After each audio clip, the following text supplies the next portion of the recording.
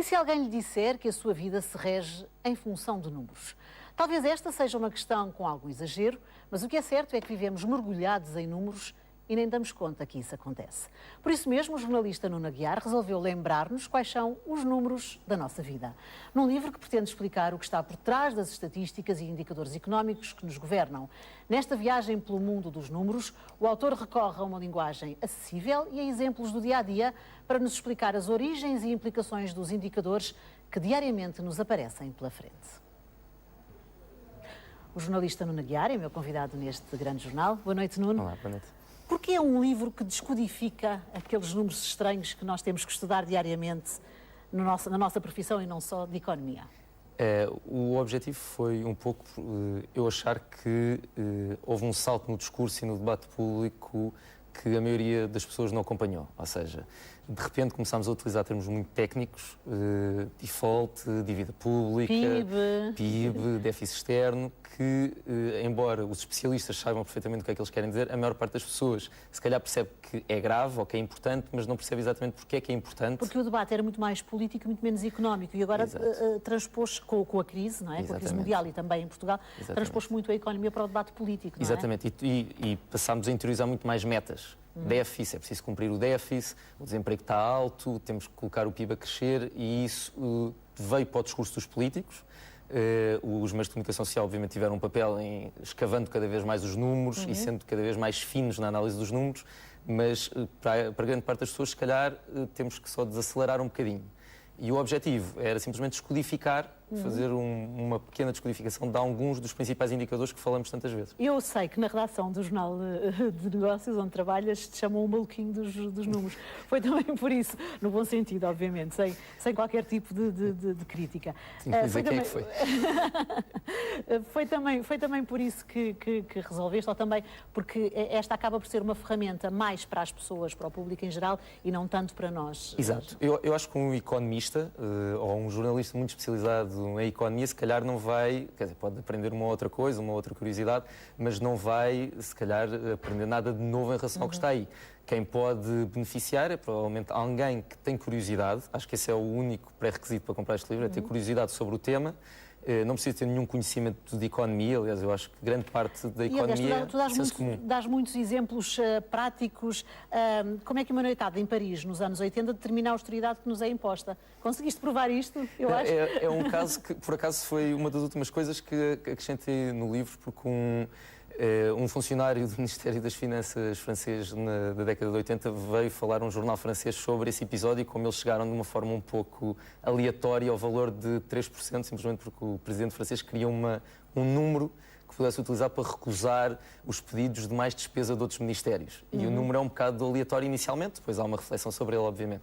Nuno, tu és ainda, apesar de já trabalhares desde que acabaste a licenciatura, mas ainda és muito novo e, portanto, ainda tens muito contigo os textos académicos da faculdade e depois o texto mais prático e mais direto do jornalismo. Este livro está escrito de uma forma muito direta para as pessoas. Isto foi também o romper com aquilo que fizeste até agora, que foi trabalhar textos académicos? Eu acho que aí deu-me outra liberdade. Pronto, acho que no nosso dia-a-dia há um esforço, e acho que os jornalistas cada vez fazem mais esse esforço de agarrar as pessoas, tentando escrever de uma maneira o mais apelativa possível.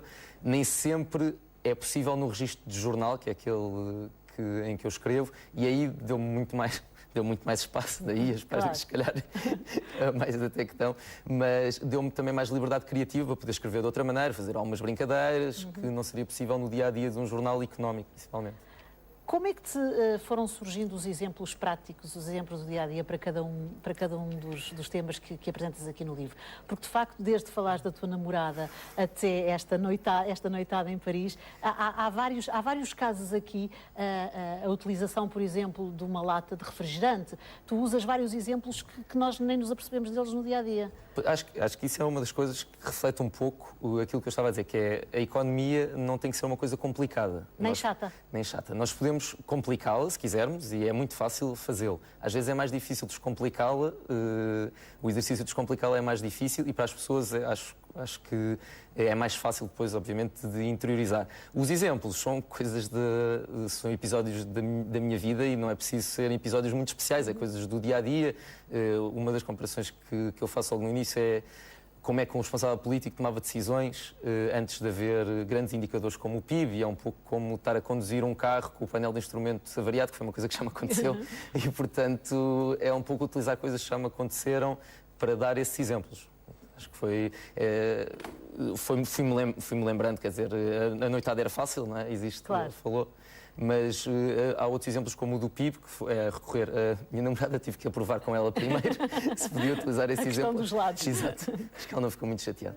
Muito bem, Nuno. Achas que a partir de agora, e com o contributo também deste teu primeiro livro, esperemos que venham outros, que as pessoas e o público em geral vão estar mais interessadas também e vão perceber melhor aquilo que se passa à nossa volta no aspecto político, social, económico e por aí fora? Eu acho que há um esforço geral, ou seja, eu espero que o livro, obviamente, dê um contributo, mesmo que pequeno, para, pelo menos, que as pessoas se interessem um pouco mais sobre economia e estatísticas e percebam que não é uma coisa chata, pode ser divertido e é muito importante. Ou seja, ser importante não tem que ser obrigatoriamente chato ou ser uma tarefa árdua para apreender. Mas existem outros esforços. O INE tem feito alguns esforços, é difícil, mas tem feito alguns esforços. Existem portais como o Por Data que têm tentado divulgar estatísticas e chegar junto das pessoas da forma mais acessível possível. E, no fundo, também descodificar todos estes conceitos, não é? Exatamente. E, por exemplo, agora tivemos este exemplo, que é bastante atual, daquilo que está a acontecer entre o PS e o Governo. Em relação às propostas... apesar de ser ainda muito complexo, é um avanço, ou seja, há uma tentativa de explicar e dizer, se nós fizermos isto, acontece isto, isto são os números e é isto que acontece. E apesar da floresta ainda ser muito difícil de entrar, pelo menos é um avanço e isso é positivo. O que é certo é que há uns anos havia, obviamente, muito interesse na economia, mas era uma coisa muito mais fechada do que é agora, e agora a economia está em todo o lado, seja na política, seja no desporto, seja na sociedade. Nós vemos números em tudo, é isso. É verdade. Acho que a partir de determinado ponto pode ser um pouco negativo. Acho que por vezes exageramos, se calhar, na quantificação e de utilizar números para tudo, quando nós sabemos que os números têm limitações. E acho que isso é importante, é uma parte importante também do livro, que é o PIB, por exemplo, para dar o exemplo do grande indicador, é um indicador com muitas limitações e não quer dizer bem-estar. E isso é importante haver essa Muito bem. separação. Parabéns por nos teres trazido os números da nossa vida. Nuno Aguiar, boa noite. Obrigada por teres vindo ao Grande Jornal.